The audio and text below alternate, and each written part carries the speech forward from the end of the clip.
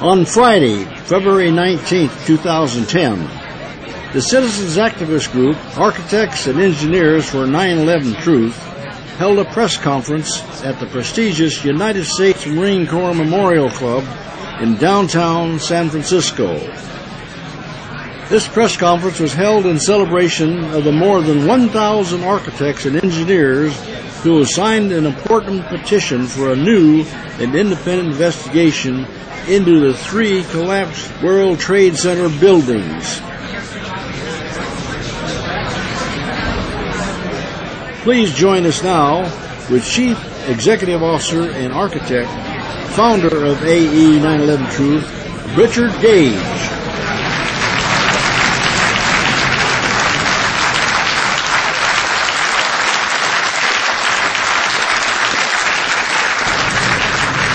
Good morning. Good morning, and thank you for coming.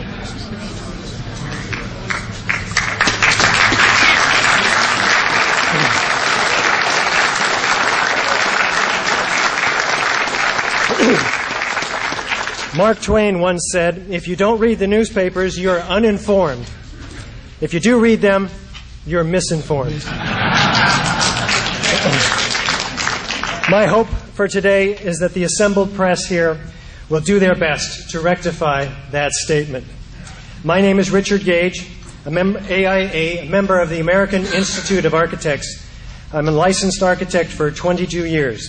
I'm the founder of the non-profit organization Architects and Engineers for 9/11 Truth, which came into being almost 4 years ago when I was first confronted by the piercing of the myth surrounding 9/11.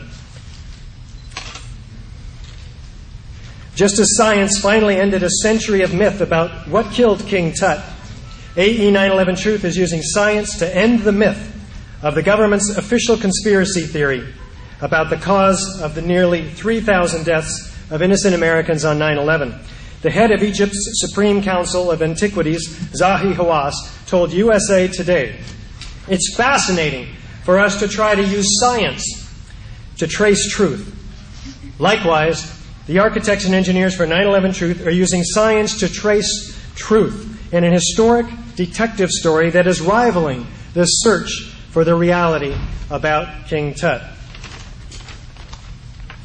Well, in his book, The Ground Truth, why does John Farmer, the senior counsel for the 9/11 Commission, state that at some level of government, at some point in time, there was an agreement to not tell the truth about what happened?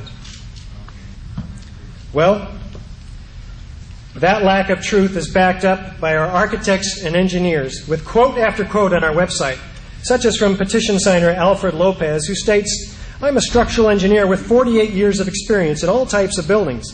I agree that fire did not cause the collapse of the high-rise buildings. The most realistic cause of the collapse is that the buildings were explosively demolished." And from architect Dennis Holloway, "It was the discovery of molten steel in the debris that made me realize that something was really wrong about the mainstream media coverage of the towers." And from architect Carrie Lewis McCarthy, "It's very hard to understand the complete lack of concrete rubble in the debris field. Even had the basements filled with concrete floor slabs, debris, there should have been a stack of floor elements at least 9 or more stories above grade.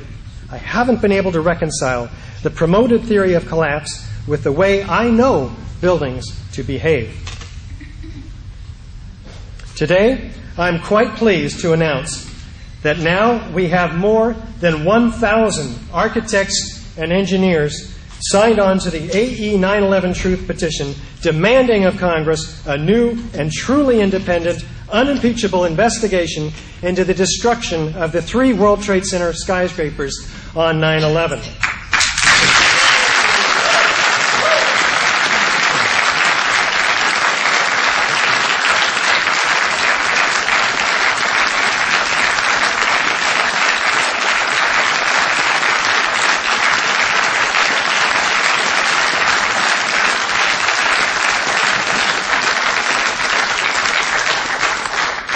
80% of our 1,037 architects and engineers are from the U.S., and the other 20% represent 44 other countries.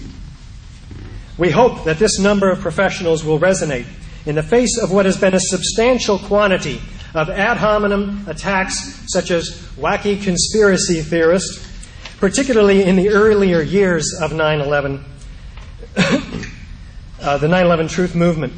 But even yesterday, Glenn Beck called us nasty, dangerous, monstrous.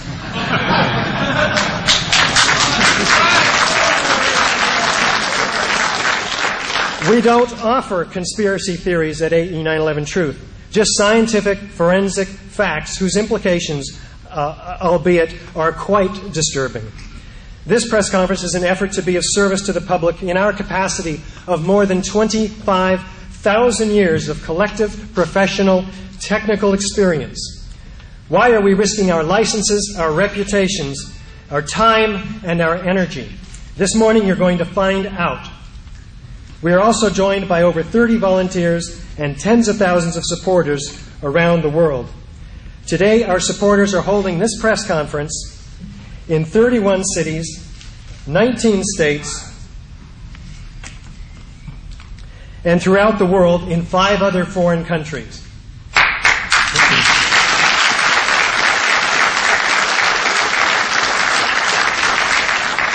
In the U.S., we're talking about Los Angeles, San Luis Obispo, San Diego, Santa Cruz, Sacramento, Woodland Hills, Portland, Seattle, Tucson, Las Vegas, Austin, Dallas, Denver, Chicago, Willowbrook, St. Louis, Muskogee, Bozeman, Milwaukee, Madison, Hartford, Gainesville, Tampa, Boston, Newton, Concord, Dover, Hackensack, Flemington, and Newark, New York, Washington, D.C., Alexandria, Virginia, and overseas, Wellington, New Zealand, where the architects and engineers for 9/11 Truth held their press conference already. And you can see the results here. Brussels, Lausanne, and Pulley, Switzerland, as well as Sydney, Australia. In Canada, we're in Victoria, Vancouver, St. Catharines, Hamilton, and Ontario. And we probably have more that I haven't even heard about. 14,000 supporters make a big difference in any kind of a movement where they are as dedicated as these. Our organization, Architects and Engineers for 9/11 Truth, attends architectural conventions, most recently in San Francisco, Washington, D.C.,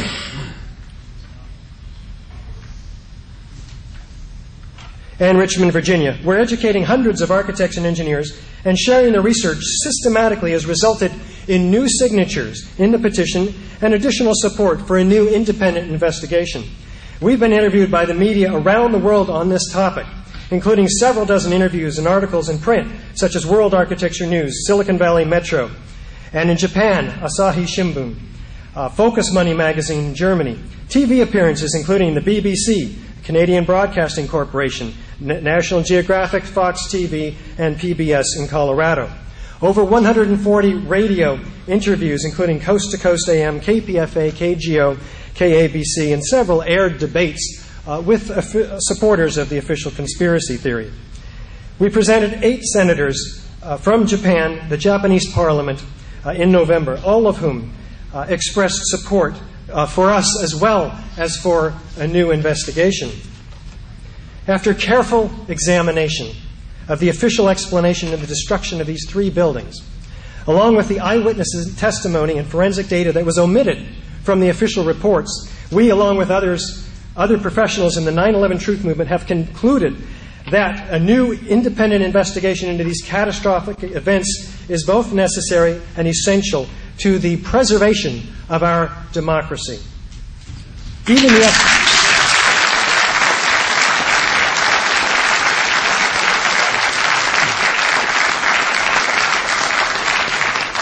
Even the FBI has weighed in, citing that our work is, quote, backed by thorough research and analysis, writes Michael J. Heimbach, Assistant Director of Counterterrorism Division.